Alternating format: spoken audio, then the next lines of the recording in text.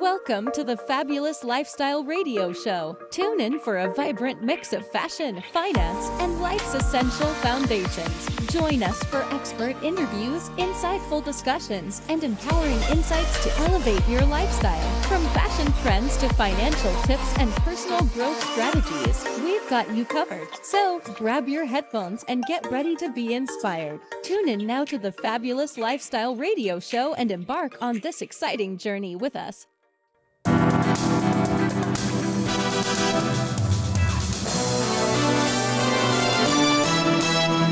Welcome everyone here at the Fabulous Lifestyle Radio Show. I am your host, Antonette Waite, and we are here live on KCAA Radio Network. We are covering over 5 million households here in the greater Los Angeles, and we are on your favorite streaming channels. Just subscribe to Building Solid Foundations, and you'll be able to access us on Roku TV, Amazon Fire TV, and Android. Today we have an amazing guest, and he is Chris Bedgood. Well, Chris is a longtime real estate investor, realtor, and landlord who has flipped hundreds of houses. He's also a U.S. Navy veteran, husband, father, and entrepreneur.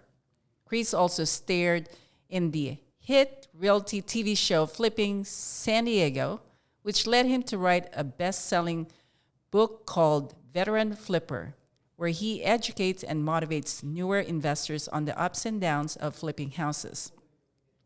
Since the COVID era, Chris has taken a much more targeted approach to his real estate business. He does less volume buying and instead does more strategic buying with the goal of maximizing his profit per deal. While implementing this approach, the solar industry had begun to take shape, and Chris became more interested in learning the solar industry and how it could benefit his bottom line. This led him to begin installing solar and batteries on his houses, and in turn led him to become a full-time solar consultant when not managing a flip house or a rental. Today, Chris is here to talk about the solar industry and why everyone should look into generating power and storing it on site.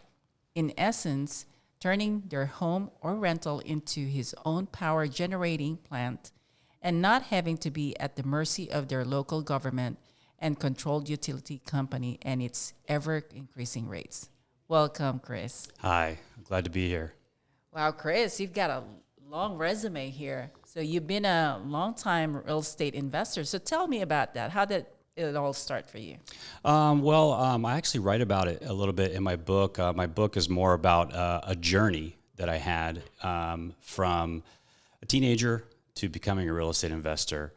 And one of the things I write about in my book was, being successful is about being motivated. And you only stay motivated by having ups and downs, right? Trials and tribulations. And success equals perseverance, learning from your mistakes, learning from your failures, and then keep going, right? So some of the things that I learned as a teenager was my mother actually tried to commit suicide when I was 15. Okay. She was going through a lot of issues, a lot of problems. Luckily, she did make it through that, and she changed her entire life through that, but it also created some of who I am. And then in the Navy, I was working on airplanes. I'm technically a licensed aircraft mechanic, technically still. I haven't done it in many years. But just learning through the Navy and learning how to get ahead and manage people, it almost was like learning how to run a business, right? And then when I got out, I actually was working on airplanes still, and I worked for a company who did real estate development. And one of their stories was the owner of the company, an older gentleman. He had started out flipping houses. Okay. And so his sons and his grandsons were in the business. They became major developers. They developed big subdivisions and big housing complexes. And I was like, well, wait a minute. How did they do that? And can I do that? To me, it seemed far-fetched, but the person that I am, I want to see what far-fetched means and if I can do it. So I started going to real estate seminars and learning from the best of the best and just getting out there and learning about real estate, and started meeting the top guys in the business. I left aviation and became a real estate investor. Even though I had never flipped a house or done anything yet, I called myself a real estate investor, and that kind of started my journey from there. Wow, that's amazing. Now, tell us about the TV show. Oh, okay. Yeah. The TV show came several years later. That actually started around 2011.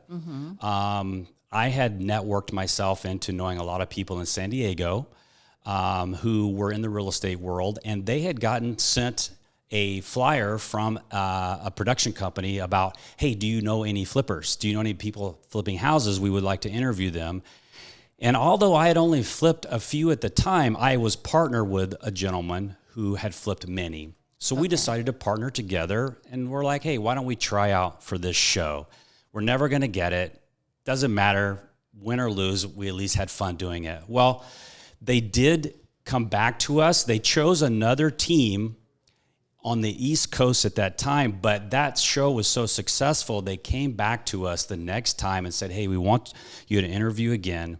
And so we did. We created a whole video, did it professionally, and they came back and they chose us for the show. Wow. So it was really just luck, knowing people. I write about it in my book that networking is your key to success. You have to know people, get out there and do that. And that was how I stumbled across a show, and then just taking a risk and going for it. Wow, love it. Well, the fact that you partner with someone who is experienced is actually a good idea. Yeah. And, I always say to people, if you're getting into an industry, you want to make sure you know the people who has done it for many years, and then learn from them, right? Exactly. Yeah, so that was one of the keys that I learned early on. Was I learned it in the Navy. You can't go work on an airplane. You can't do this and that without someone kind of guiding you and teaching you. And so in the real estate, the same way. And so I had a few friends of mine, or actually by going to real estate clubs, creating friends who were real estate people.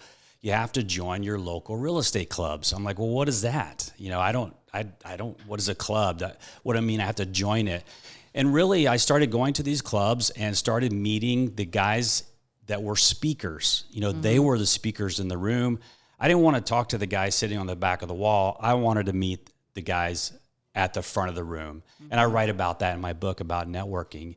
You want to network and say hi to the people that are the players. And so as I started doing that, dropping seeds, hey, I'm in the business. I want to learn. Over time, they get kind of beaten down, and they actually want to know who you are.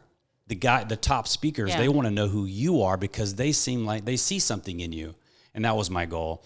And so I started partnering up with people who had money and had talent and understood the business, and they guided me. Okay. Well, how many years were you in the Navy again? 7 years. 7 years? Uh-huh. Well, thank you for your service. I mean, that's amazing. I always admire people that have gone to the military or Navy and dedicated their life. I mean, from being in the Navy for 7 years, I mean, what do you think that you wanted to share people that is really important for them to know, being a part of that? Well, I'm fortunate to say I'm third generation Navy. So my grandfather, my father, I also had a great grandfather in the Army. And it just felt like it was, my mother, her situation, me being young, the Navy, I went in at 17. So 17 years old, I was still 17 when I graduated boot camp. So I was really young, but I knew that there was some other destiny for me. I knew that for me, it wasn't college. It was go see the world, go see what you can do, and then revisit.